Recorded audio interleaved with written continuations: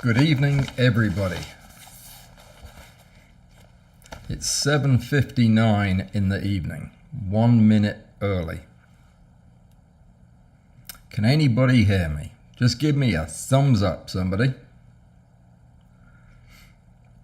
My goodness, everybody is here tonight. Welcome. I don't think I'm going to be able to say hello to everybody for a change. Walter, good evening. Steve can see my beard, so that's a good start. Can you hear me through the beard, Steve? Thumbs up, loud and clear. Excellent. Well, I ran into all kinds of problems, as always, because it's Tuesday, and I have cameras everywhere, but I couldn't get any of them to work the way I wanted them to show you what I wanted to show you. This is as close as I got right here. This is my view of that corner of the studio, showing the new Wii Macro vertical build that I put together. Now, what I was going to do was stand over there and point at things, but instead what I'm going to do is show you the pictures that I took as backup in case for any reason I couldn't get the camera to work. I got the camera to work, I just can't get the microphone to work. I could try something though. I'm going to go over there and say something, and then I want you to tell me when I get back. Leave me a message, say, yes, we can hear you, or no, we can't. I'll be right back. Well, you'll know that because you'll be watching.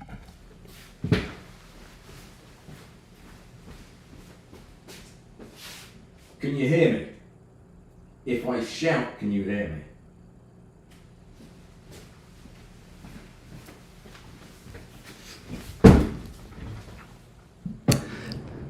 So we'll wait and see if anybody actually heard me say that.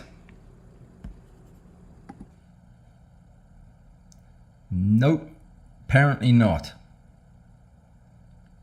Okay.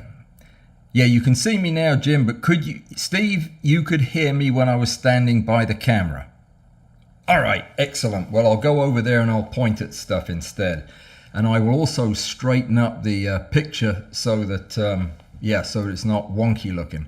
We're going to go back over to the camera for just a second.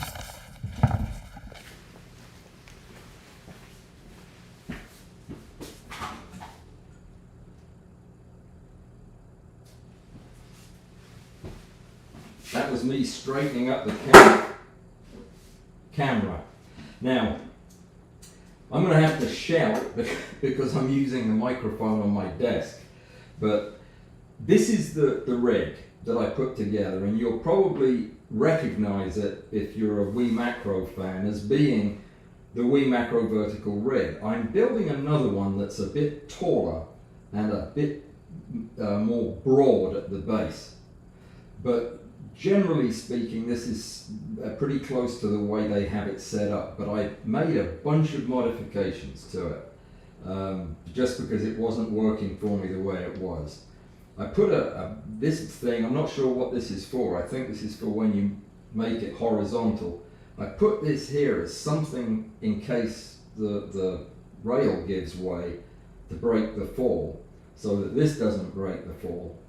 And because I use such a long system, 245 and 75, with a heavy camera on top, I wanted to be able to go up higher. So everything's been built vertically. Most of the other stuff I did down here on the stage, because I want to show you a cool trick. Well, this I might do over at the, no, I'll do it here if you can still hear me.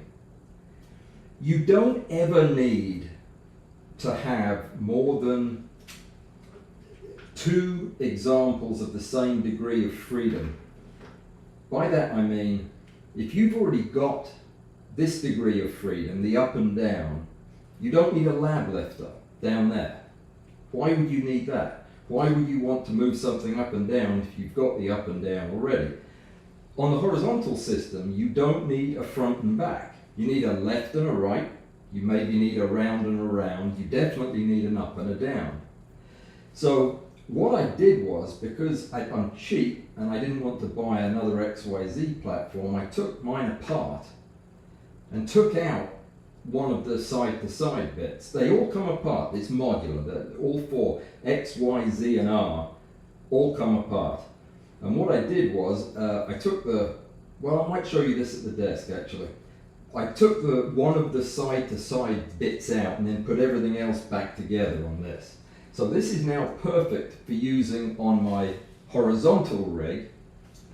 And what I'm going to show you over here, you know what? I need to take this. No, I don't. I'll never get that off. This is a side-to-side platform with a Mitutoyo micrometer on it that moves side to side. But I didn't have anything to move me front and back. That's what this is for. Let me show you. We're going to go back to the other camera.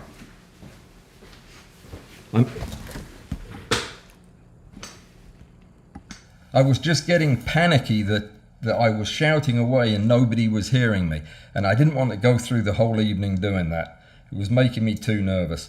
I tried to use my little microphones and I couldn't get them to pick up as a source for the live stream, but don't worry about that.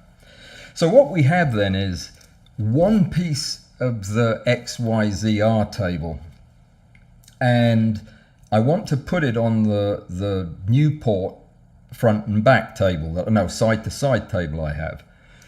But when you put this down on the table and bolt it down with the screws that normally hold it to the rest of the stack, you can't get to the dial, obviously. It's flat against the surface. So what I did as one of the adaptations was I took some aluminum that I had. I had a big thing out there, a big sheet of aluminum, gigantic actually, and I cut two pieces out of it with a saw. This was what I did yesterday, all day yesterday. And the idea was they do line up. I drilled some holes, screwed them together, and then very carefully made a template of where I needed the holes, so that now I can screw this to these, and then through these holes here I can screw the whole thing down onto my front and back Newport table. So I'll have a completely stable stack that looks like this and allows me to get to the knob. So that's the other adaptation that I made, and I'm probably going to put an R on top of this just because I've got an extra one, or actually a goniometer. I would probably use a goniometer on the vertical, whereas I wouldn't so much on the horizontal. So that's the way it is set up right now, and it's set up with a 20 times objective because I talked last week about using the bellows and using a bellows lens like the EL Nikkor, but most of the stuff I would want to shoot vertically would be small stuff, very small stuff, and things like computer chips, like this beauty here. This is a really fantastic one. This is perfect to shoot on a flat surface. That type of thing that needs high magnification. So that's what I'll be doing. And I will be doing the entire product review this week. Actually, tomorrow I'll be recording it. So I've done everything that I need to do to evaluate the rail horizontally and vertically, except use it for a sustained period of time. But I've used it enough to know what I like and to know what I don't like. And I thought that you might like to hear a couple of those things ahead of time, seeing as it's going to probably be about a week before I get that all edited and ready to go. Show of hands, anybody interested in knowing that, or would you rather have it as a surprise? Okay, I don't see any hands, so I'll assume that they're all up in the air to hear a little bit about it. There are two things that surprised me. Well, maybe not surprised me. There are two major issues. One of them surprisingly good, one of them surprisingly bad. And I'm going to flesh these out in a whole lot more detail and explain exactly why I'm saying what I'm saying in the review. But one of them is the whole control over the telephone business. I didn't like the idea of that. I've never liked any apps that need to use a telephone, but my goodness, as much as I love focus stacking and as much as I do focus stack, having the telephone as the interface is a fatal flaw almost. Now, I know you can use a computer if you have another computer, or if your computer is right by where you stack. But if, like me, you've got the computer, but it's a ways away, you can't set up your shot, you can't set up the stack from somewhere else.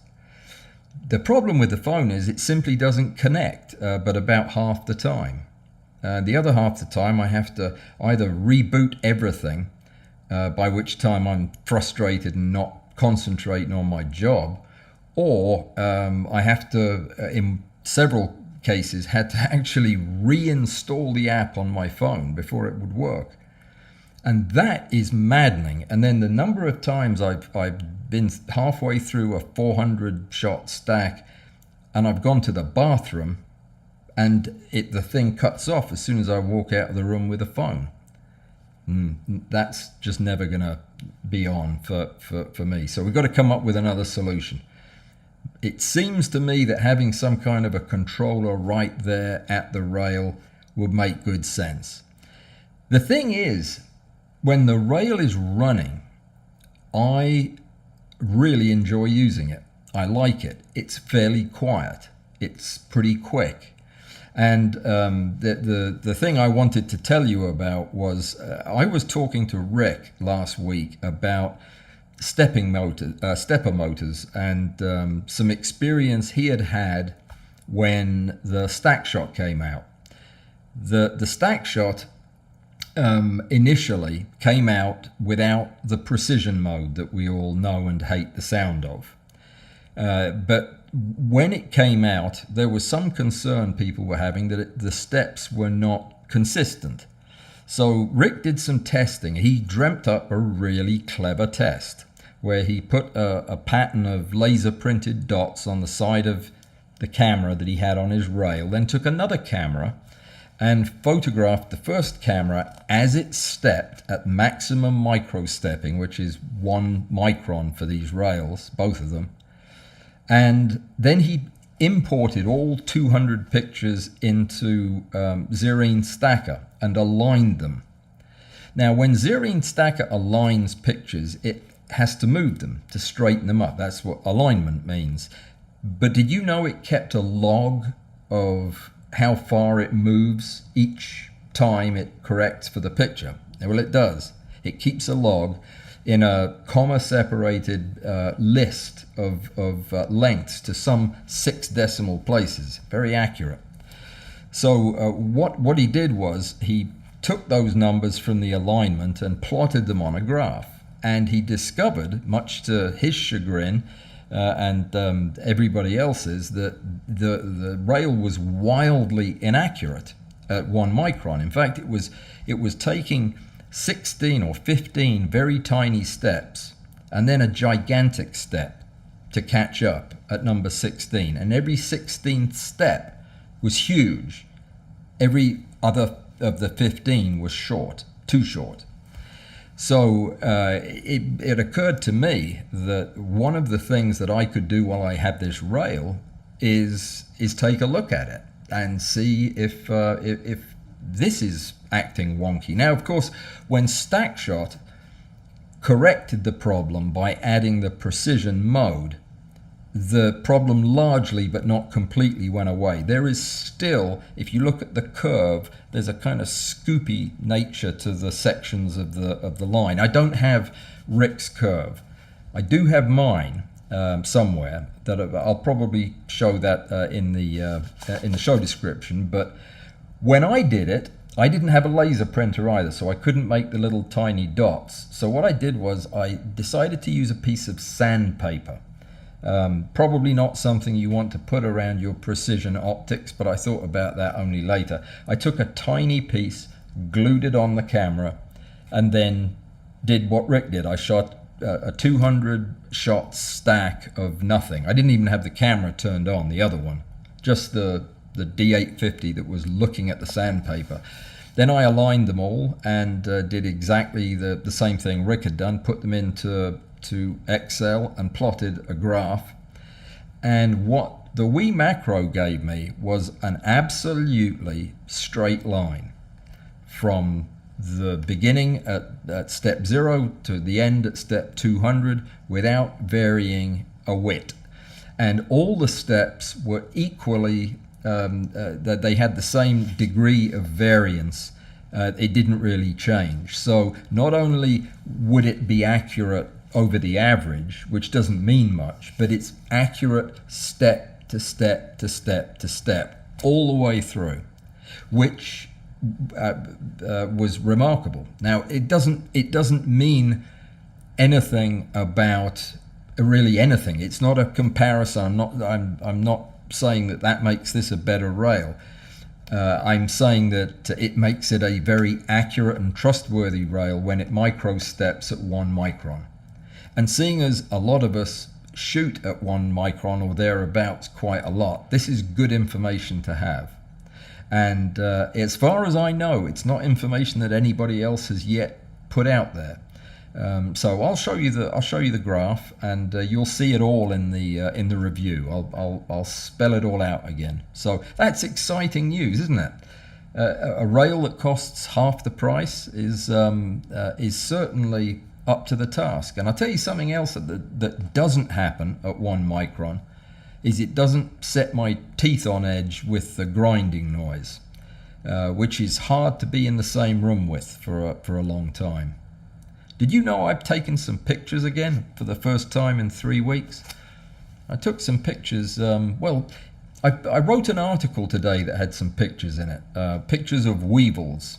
I don't know if anybody's had a chance to see that yet, but I did an article on focus stacking and halo and how to get rid of it, and gave lots of examples, well, one example, but lots of photographs to help explain that. So I don't know if you got a chance to see it, but if you did, great. If you didn't, go look at it and you'll see I took proof that I took some pictures. I can also show you a couple if you'd like. I'll share this other screen, but I've got to move this YouTube thingy back over here. I'm not answering your questions, am I? I'm going to get in trouble for that. Hang on, before I share my screen, let me make sure there's nothing really important that I've missed. Michelle did read the article. Thank you. Actually, Mike did too, as did Andrew. Great, super. Well, I'm glad somebody did. Nice weevil. That was one of the weevils from the insect study, which is something that I am also working on. I know I've been saying that for several weeks, but I actually am close to wrapping it up. Yeah, so that's good. Now, Blair McBride, New Zealand, is it Blair, or Australia? It's one of those. Likes using the smartphone or the computer as a controller. But you have a rule for the equipment like this, and it's always to have physical buttons as a basic backup. Well, yeah, I could go along with that. I would use the phone, I think, with a lot less trepidation if I had a button I could press if the phone didn't work. Is there anybody on the live stream tonight who has this app or another one, but a phone-based app without a physical backup that likes it and thinks it's the best way to go? I'd be very interested to know. Where is the article published, John? It's on my website. It's on Discord. It's on Patreon. It's on Facebook. And it's on Twitter. And I can have it tattooed on your forehead if you like, but there'll be a charge for that. Quite a big charge, because it's quite a long article, actually. All right. So, Andrew, you use a computer only. If I had a computer, and that would be like, if I had an extra computer right there, it would be like having a physical control, and I think I'd be happy with that. I know that that my friend Rick uses a computer to run his vertical stage, his microscope focusing block, and that is fine, but that's where the computer stays. I don't have that. The other computer that I have is for my microscope, and yeah, you just need a lot of computers to do this, and I'd rather when you buy one of these things you just get some buttons with it. I would think.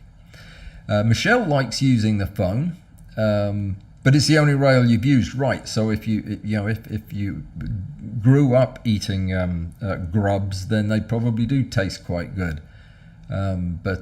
Yeah, and I suppose you could say the same for me, in that I grew up on the stack shot, so that's why I'm used to it as much as I am. Al uses the Wii Macro with an Android tablet. That's actually a good idea. I have a tablet. I have a bottle of tablets actually for headaches. No, this is an iPad #1, like the first one they ever made. Literally, I think the first one they ever made, and it stopped being relevant, but software-wise, a week after I got it, and it's utterly useless now. It has a nice picture though. Yeah, if I could figure out how to change the picture, it would be good. But yeah, I don't have a tablet that would work. So, my goodness, there's been a lot of chat, hasn't there? I didn't get a chance to see as it was getting written down, but it's great to see everybody exchanging nice comments to one another. It's almost like in the real world.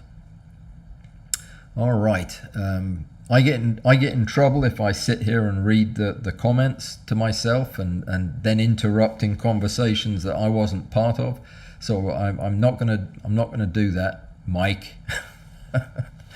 All right. Okay. So the next thing I was going to do was show you these pictures. We'll talk a little bit more about the vertical rail in case any ideas come to me. So I'm going to move that out of the way, and then I am going to switch to show you my screen. So we'll go backwards.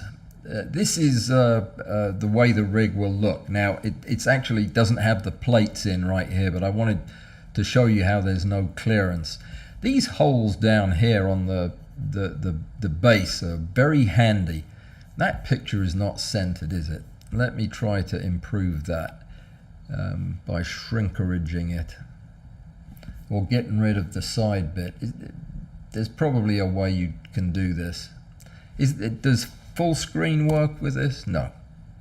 It just actually changed my picture on the important screen over here. So chat amongst yourselves while I fix this.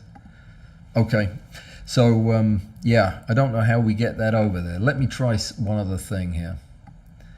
So the one of the things I love is the way they use this 40/40 extrusion with the nice big deep channels in it. I was able to get all of my cables hidden in there. There we go. Now you can see it. There. I was able to get all my cables hidden, so they run all the way up to the top, which I'll show you in just a second. And yeah, very nice. This is how you shoot a shot while hopping up and down on one foot if you want to get it good and blurry. Oh dear, these aren't very nice, are they? From up top you can really get a good idea of the way I've got it set up. I found I had to move the control box up high, and you know what? It actually started working better with my phone when it was up there. So maybe that's a good thing. Yeah, I suppose that's all pretty self-explanatory. Does anybody know how to make the picture on your camera turn the other way up? I don't think there's a way you can rotate it in the camera. If there is, I haven't found it yet. You just have to learn that the movements are all backwards. Oh, this is actually a video. Would you like to see it? Bet you would. It's actually going to be in the review, and it's very jumpy. I'm sorry. Oh dear. It's footage that I haven't edited yet. It's just raw, but you're getting to see a lot of firsts here. I've got a better one than that. I think this might be a video too. It is. Look at this zoom action. You'd think I was a steady cam, wouldn't you? Oh, the television. Yeah, I don't watch television. So I thought what I would do would be take the TV and bolt it to the wall, for which I needed my next door neighbor to help me because it's very heavy. And then what I'm going to do is hook both of these cameras up to the TV and use that as my screen, so that I can actually see what I'm doing when I set up my shots, instead of looking up at that tiny screen on the top of this mountain here. I don't know if it'll work or not. It'll be interesting to try anyway. So it is nice, isn't it? It is a nice setup. I'm very happy with it. I won't show you any more of those videos because they're all doing the same idea. I'll save that one for the review as well. That's kind of what the corner looks like. It's very efficient, but as several people have pointed out, it'll be utterly worthless to use both at once because they'll be flashing on one another. So I'll probably move them further apart and put a screen between them, something like that. I'll figure something out. But I would seldom be stacking two shots at once. Yeah, it's quite difficult to do two stacks at the same time and do them both well. So I'd probably be using one or the other. But for teaching, this would be a great resource to have. I'm trying to do a bit more in-person teaching as the virus gets a little rarer. Maybe when I can get some students over into the studio, this will be a great opportunity to teach them hands-on stuff. So we'll see. Exciting. All right. I'm going to take a brief moment to wish a good friend of the show, huge help in so many different ways, Laura G, who's up in Peoria, Illinois, recovering from surgery of some personal type. So there you go. Get well soon, Laura. I'm sorry to hear you're under the weather, but there you go. That's what happens when you let them do surgery on you. I always found being the surgeon was the best way to avoid that. Actually, I had the same operation a long time ago, and it was a bit sore, so there you go. All right, back into the swing of things. We're going to also get our competition done, because I don't like it when everybody goes home and then I remember and there's one person left and they end up with both the tickets. There are only 2 tickets left. If you want to be at the memorable live event this Friday, which is in 4 days, to hear Alison Pollock and Rick Littlefield talking about slime, mushrooms and slime molds, showing pictures, having a good laugh. And we've even given Michael Canfer a microphone, and we're sending him out into the world to get questions from people. So it's going to be quite the event, and there are only 2 tickets left, and I'm going to let somebody win them tonight. But you have to answer the question, and I will be watching carefully to make sure I get the first person. What was the article I wrote this morning about, and what was the subject that I used to demonstrate it? There you go. That's I think that's a fair question for a change. I actually thought about it ahead of time and wrote it down so I wouldn't forget it, because that would be typical. So I am really, really looking forward to sitting down with the two of them and hearing this conversation. I don't think it's going to be much of an interview because yeah, they're so energetic and smart. They won't need me there at all, I'm sure. I think? Oh, Jim, if you reserved one in the usual course of events, you will have either received your pass, your code, or you will have received a note saying, "I'm sorry, we're out. Watch the recording." And Jim, if you didn't get either, I know that I sent one to you, so you should have done, but I'll get with you later. Ghosting weevils sounds like something you should stop doing. You shouldn't ghost weevils. I like weevils. Okay, I'll accept that. I'll accept ghosting. It's not the word I would have used, but okay. Blair's leaving the ticket. Good for you. Good man. Wii Macro, Rail and Weevils. Only half right. I can't give you half a ticket. I could let you stay for the first half and then kick you out, but I won't do that. Allan, yes, I have your. If you, I recognise that you are both on the list, I'm sure, but don't worry about it.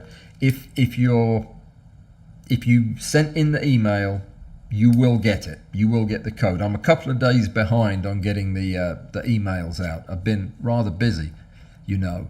So far we only actually have one person. None of you read the article. This is depressing. Or everybody who did read the article is waiting for somebody else to win the ticket. Okay, I'll just leave it be for right now. But the answer was in fact yes, Halo and Weevils, or Weevil. So Andrew Lamberson, you have a pass coming to you. Now the idea is you just show up on Friday and you'll sit in the waiting room after you register to be there. You'll register and we'll check your name off and everything. You'll sit in the waiting room and look at a screen that says, "I'll let you in eventually," or something like that. And then at 2 o'clock, if you're on the West Coast, at 4 o'clock if you're on Central Time, and you can figure it out from there, I'll open the floodgates and you can come in. Actually, you don't do anything. You just sit there like you were doing before and the meeting will start. And that way, I'm going to try to check everybody in ahead of time. So please show up a few minutes early so I don't get stuck doing that while I'm trying to ask questions. Taluka got it. When? Where? Article was about avoiding Halo and it was a Weevil. Yes, well done. Did you not already win one though last week? No, you didn't. Okay, I will send it to you. I wonder if Joe is on tonight. Joe, are you out there? I did not see your name go by. Joseph, that is. Joseph, you won the other ticket last time. And for some reason, I don't have your email address. And I was looking for it and couldn't find it. So if you are out there, Joseph, and you hear this, Joseph W, that is, please drop me a line pronto so that I can give you your ticket. And Allan, you did get yours. Good. All right. Good. So what's next? I forgot, there were so many things I was going to talk about. Did I finish talking about the things that I had modified on the vertical? Yes. Specimen stage was the most interesting thing, I think. Yeah, we covered enough of it. I think the rest of it I'll save for the review. It's going to be a good review, I think. In terms of the quality of the review and the depth I'm going to go into with it, and there are still a couple of surprises left, but but by and large, it's been a wonderful experience. I must say, there's a lot of things to be said for the company Wii Macro that is first class. I was actually in the midst of writing an article about them and their product, and I discovered that there is no history of that company that I can find. I guess Chinese companies don't have to publicize that information. Does anybody know anything about the history of Wii Macro? I'd be fascinated to hear it. I have no idea how long they've been around. They just suddenly appeared. The devices appeared on the scene. Anyway, I suppose anybody who knows Wii Macro and has used them has already figured this out months before I did, years before I did. But I was having a conversation with one of their engineers, William, and I just was completely into William. I liked William. He was a nice guy. He was really responsive, gave me great answers. Very nice guy to talk to. And then it suddenly occurred to me when I wrote to them about something else and spoke to one of their salespeople, who was also called William, that everybody there is called William. And that I thought was quite an interesting discovery, that they're all called William. But it was only as I was setting up the stack at the rail that I realized that all of their software programs, I mean, when you save programs in there, you save it with the suffix .wm, Wii Macro, William. There you go. I could have been a Sherlock Holmes, what with a beard and everything, but that's what it is. Everybody there is William because they all work for Wii Macro, WM. Did anybody else figure that out? I know you did. I know everybody figured that out. I felt a bit silly not getting it sooner, but there you go. So we've got some slime mold scalpers out there who are selling the tickets for twice what they paid for them. Oh, that's too funny. Michael Canfer, well, we were talking about you earlier, yeah, we were having a good laugh at your expense, but you'll have to watch the video to see that. Oh dear. Yeah, there's a Facebook group and William posts there. Yep. You could ask that William if you want, but they're all William. Even the ladies there are William. The engineers are William. The salespeople are William. I'm willing to bet there's nobody on this thing who has gotten in touch with Wii Macro and spoken to anybody who wasn't William. I know there hasn't. There can't be. It's such a cool explanation. And they keep it secret so well. They don't laugh about it or anything when they're talking to you. So let's have some questions, guys. I've just shown you the rig. You've seen the new studio. You heard about the article. I was going to show you some more pictures if I can find anything interesting here. Let's have a question or two. I was thinking I'd run out of time. I've still got one thing I want to talk about, but that's a good picture. I'll show you that one. This is both rigs side by side with America behind it. Isn't that something? William is the owner, is he? I don't think so. I don't think so. I mean, insofar as whoever is the owner is obviously also called William. He's not a one-man show. That I know. Because some Williams speak English better than others. All right. What's the difference between mechanical tube length and optical tube length when you're talking about the 4x microscope objective? That is a really good question. The difference is eyepiece is really the whole thing. When you talk about that's better. I was looking at that picture and thinking that's not me talking. So when you look at the way a microscope is constructed, the eyepiece is at the end of the physical tube, and because it's a finite system, it just has we'll pretend this is the microscope. It has an eyepiece on one end, it has an objective on the other, and it has a distance between the two. Now, in order for the microscope maker to specify which kind of microscope their objective will work on, they have this convention of describing the mechanical tube length and the optical tube length as two different things. The optical tube length is the length the tube needs to be where at the end of that tube the image forms. It's that secondary plane where the image forms. Now, in a microscope, that's where the eyepiece starts. So the optical length of the tube is the physical length of the tube minus the eyepiece, which is by convention 10 millimeters. So that's why when it says 160, that is correct. If you're putting that objective on a microscope, you should put it on a microscope that has 160 millimeter tube length.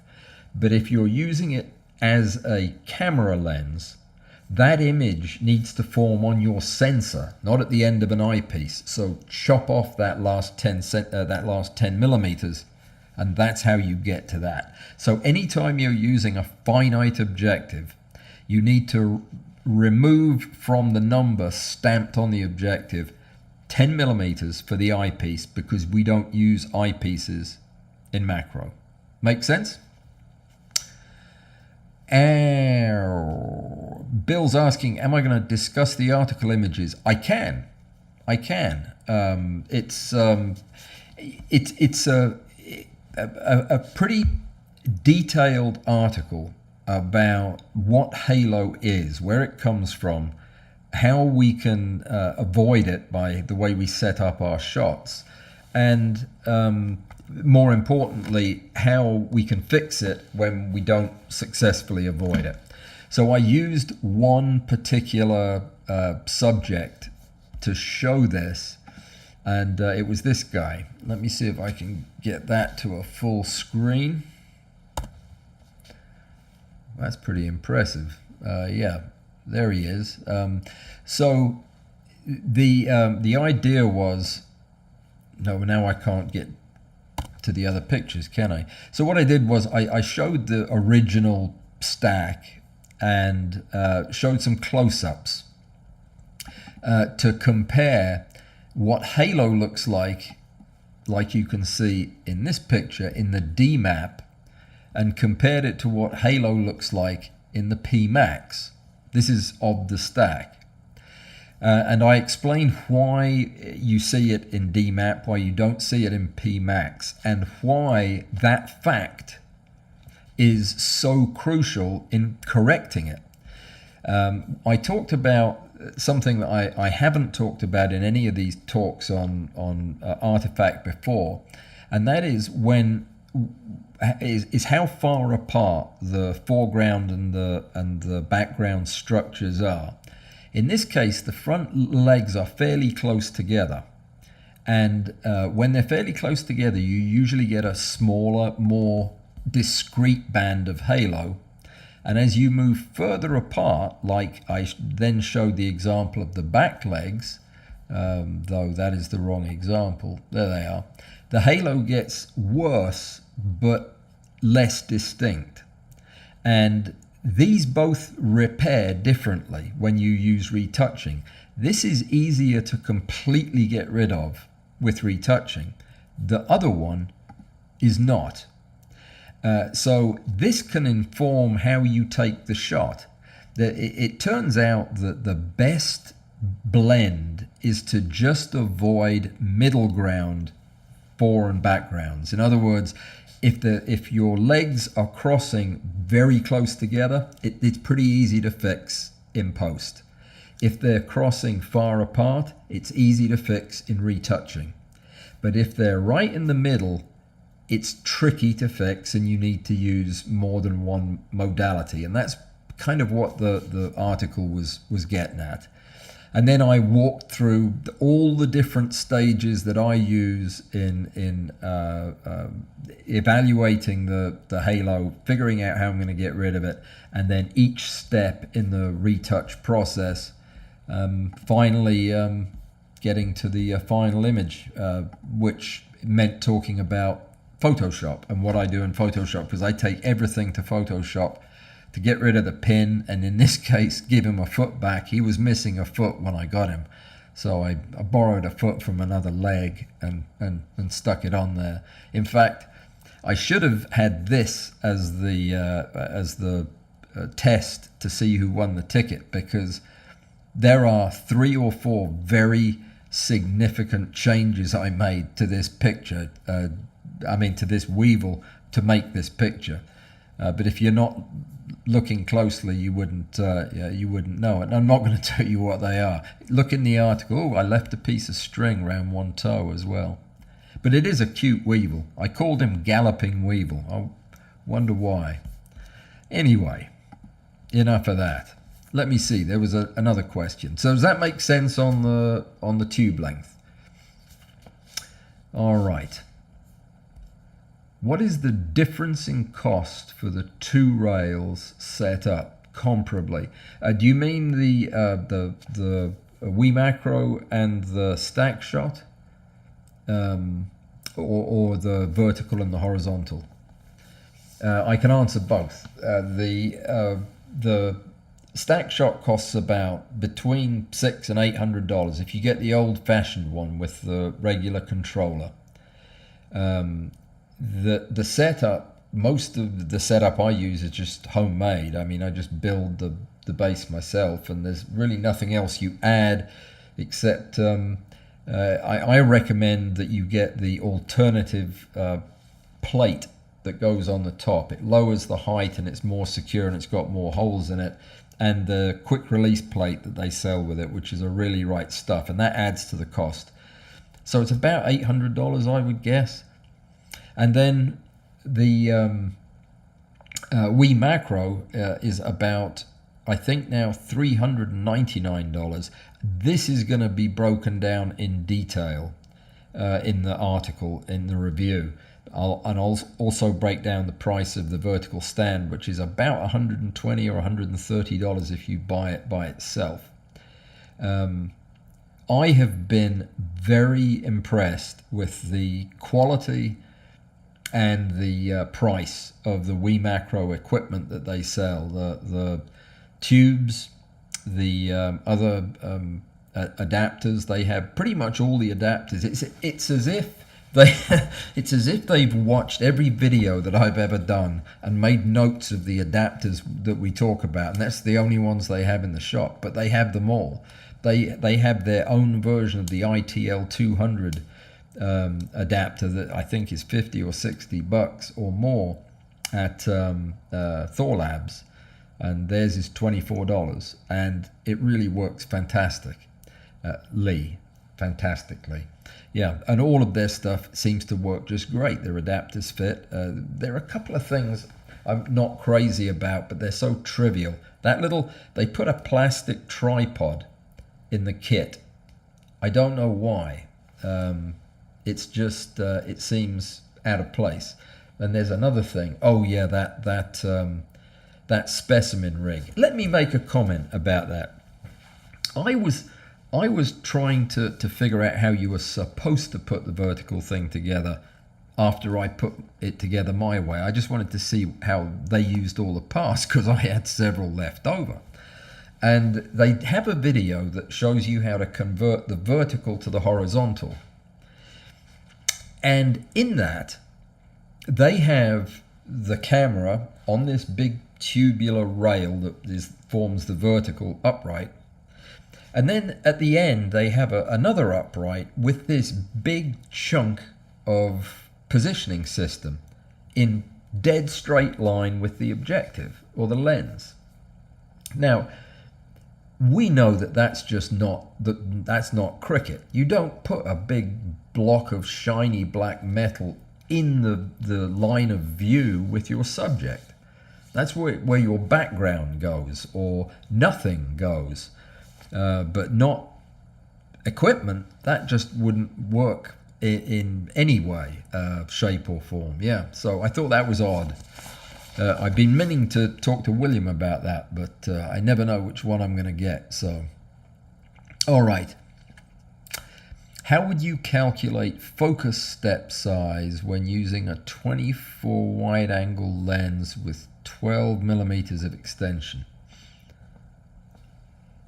I wouldn't.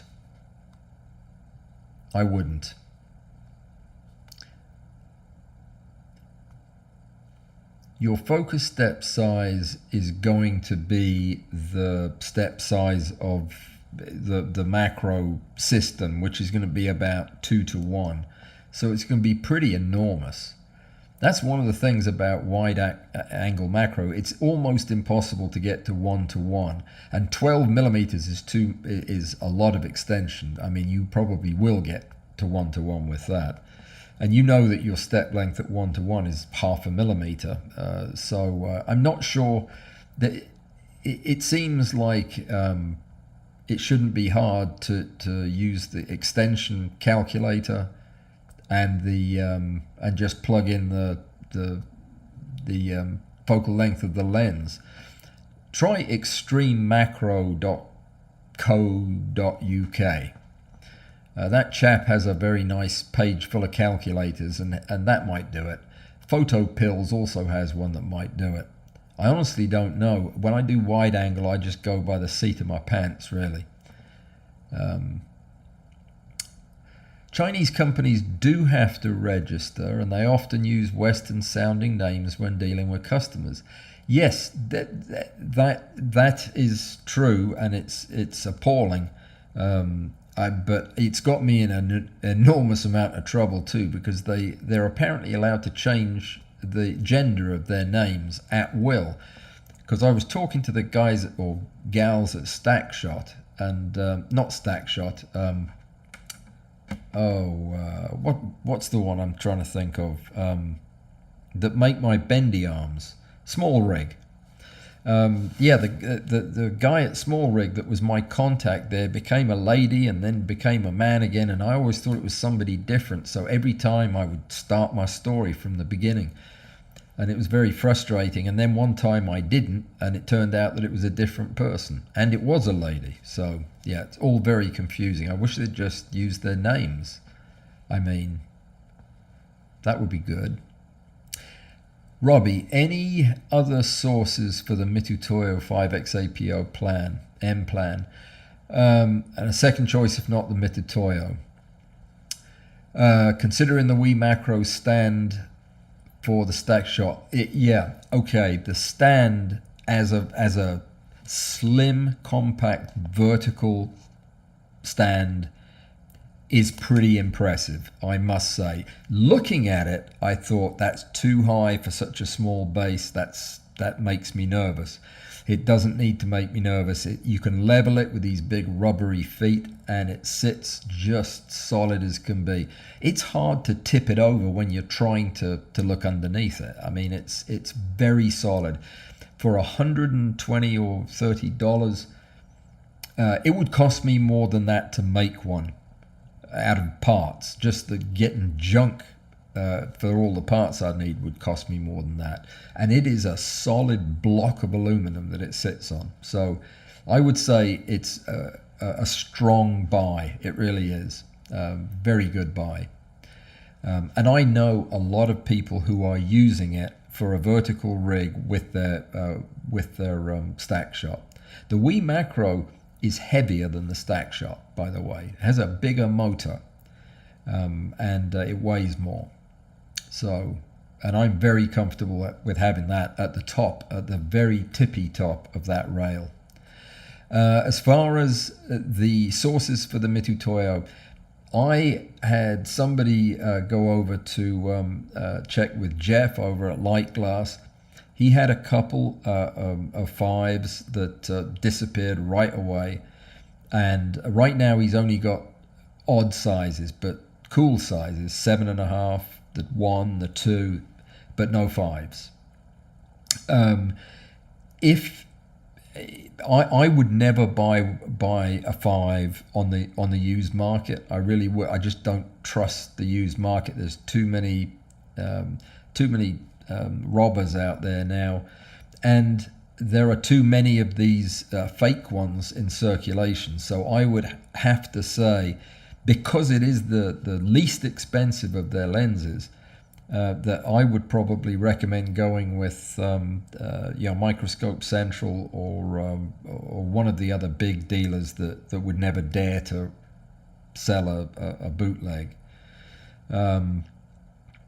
I had hoped that Jeff would find a truckload of 10s and 20s and 5s and do another sale, because boy, we moved everything he had, that last one, and a lot of happy 5X owners out there now because of it.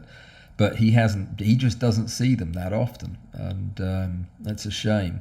Yeah, I would have to go with one of the big companies. Edmunds charges 25% more than anybody else. Microscope Central is fairly priced. I bought my Nikon CFI plan from them. And that would be another option, by the way.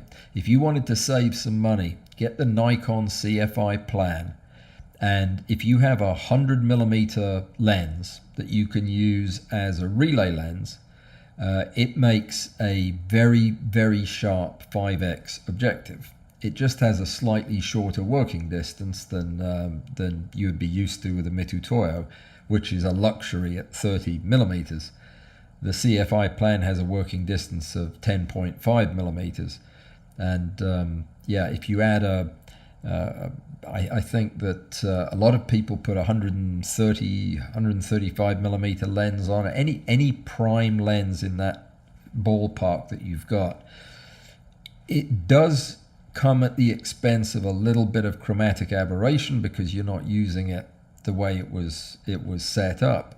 But it's already got a little bit of chromatic aberration because it's not an apochromatically corrected lens, but it is really sharp, it's really bright, and it has a bigger image circle than the Mitutoyo, which means it's a great choice of lens to use with your full frame camera.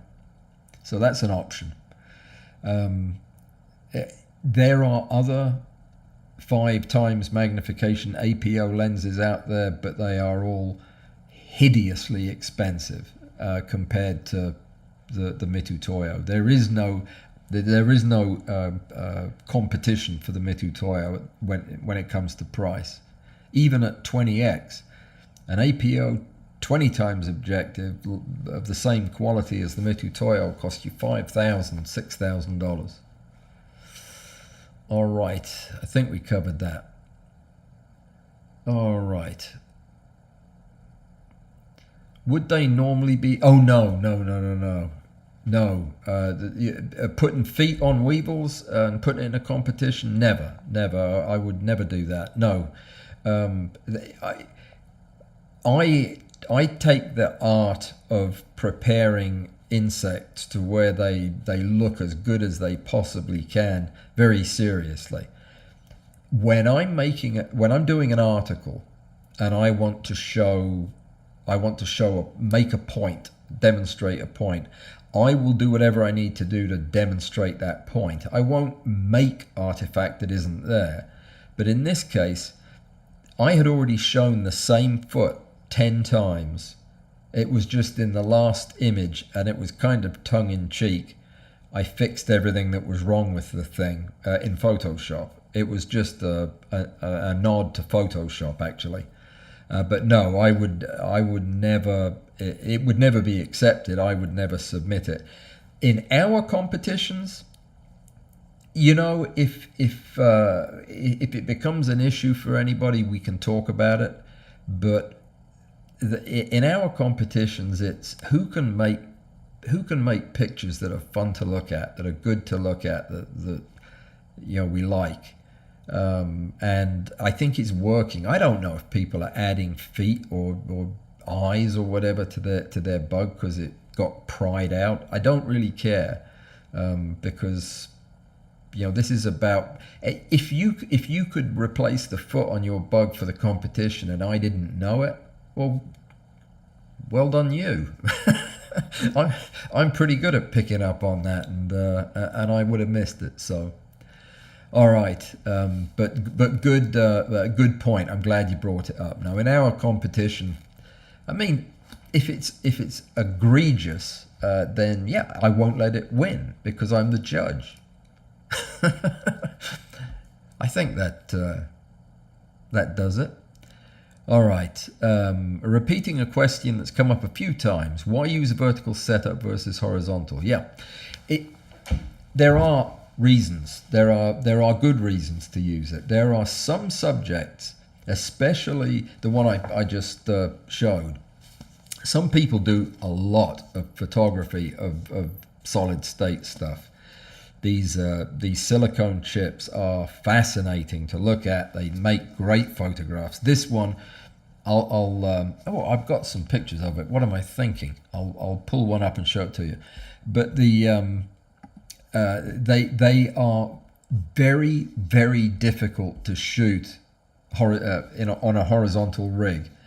Even if you have something that is referenced, like one of those blocks engineers use to give you an absolute right angle, and you glue it onto that, it's still hard to get it aligned properly. And if you're using these for testing lenses, as I do, because they're full of straight lines, you want to be able to have this flat and perpendicular to the sensor. That is one time that the vertical rig cannot be beat, because it will present. This is the chip I'm holding, by the way, right here, and it is. Whoops. It is quite impressive. I'll try to zoom in a little bit, and you can see the detail. This is one of the older fashioned chips that is pulled out of it was pulled out of a plotter, an old printer, and this is a Microsoft chip that has the entire operating system on it. So it has all the registries and power management and everything, and memory, all in one chip, and it's just amazing. You could spend days looking at these things, and these are easier to photograph on a vertical set. The next thing that is something that I'm actually planning on doing a video about quite soon is to photograph liquid subjects, particularly diatoms and tadpoles and fish and aquatic creatures of all different types. Whether you're photographing a single drop of water from above in a recessed microscope slide, or making some kind of a chamber for holding a thin layer of fluid. There's all kinds of ways that vertical makes some things possible where others aren't. I particularly like vertical for shooting butterfly wings and moth wings, and similar structures that will benefit from having very shallow, very directional light, which is very hard to do in a horizontal setup because the light tends to go everywhere.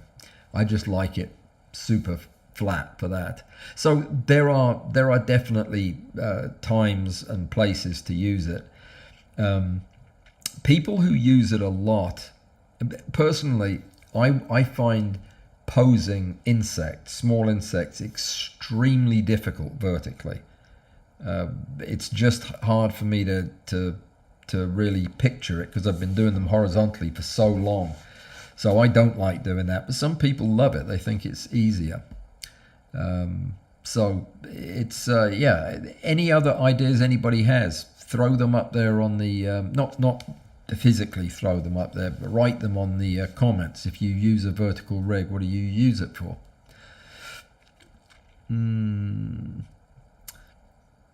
Michelle, I'm not going to ask what you're selling for $80 plus shipping, but is it a good value, or are you selling an objective? Because I'll buy it if it is. My video is lagging. I don't see why I have not got a single dropped frame. Yeah. For once, my everything's in the green. My CPU is running at 10%. My upload speed is as fast as I set it to, and I haven't dropped a single frame in the video. So I don't know what it is that's causing it to lag, Bill. Yeah, that I did decap this one, Blair. I decap all of mine. Let me show you what I've got here. This all came from this all came from the same printer, because it's an ancient printer. It's in the old days. The chips would come in a really thick epoxy package like these, and the central processor would be like this, which is as thick as a biscuit. And these come apart so much better than modern chips. Modern chips are tiny, and they are as thin as I mean, what, they're down to a few microns, and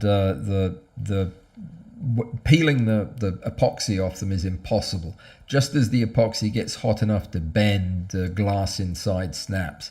These have a chunk of glass inside, so what I do is I heat it both sides over a flame or a heat gun, and just keep testing it with pliers until it starts to bend.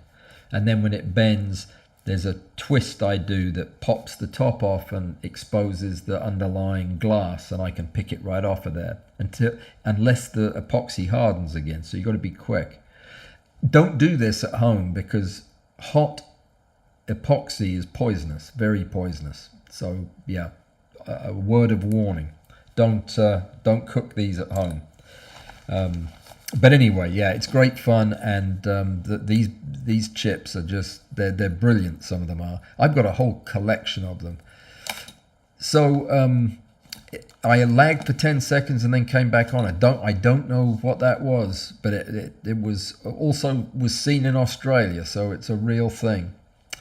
I am actually once not going to get mad about anything with the computer, because I'd say for the last couple of times it's worked pretty well. I will look at the video and see if I can figure out. Maybe it was when I was transitioning something or messing around with one of the screens or other. Anyway, now that thinness will end Moore's law. Yes, it will. I mean, it will end transistor computing altogether. I mean, there's going to have to be a new technology to get any more out of them. But that's what quantum computing is for, I guess. Yeah, I'll definitely look at the recording and see if I can figure out at what point it was. But anyway, listen, there's oh gosh, we've run over, and I hadn't told you the last thing that I was going to tell you. I'm going to tell you though. This is only going to be for the people who stuck around too long and are still here. But about 2 months ago, I took a poll. Okay, now I am getting a message that YouTube is not receiving enough data. I don't know why that is.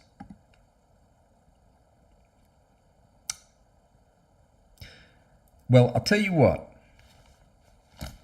Hold that thought. I'm not going to make this announcement right now. I'll make it in another forum here in the next couple of days. Yeah, I will, because I don't want to do that and have this thing cut out. And I'm getting this streaming warning. I don't know what it is. Something going on with my cable, I guess. I will try to figure it out. And we're done anyway, because time's up. I've got my 2 winners. You'll be receiving your passes. Guys, I will see you in... I probably will not have another video out before the event on Friday. Don't forget, Friday, those of you who are coming, 4 o'clock Central Time, the Alison Pollock, Rick Littlefield interview. Until then, or until the next time you see me, take care. Thanks for coming, and I do appreciate you all so much. Take care.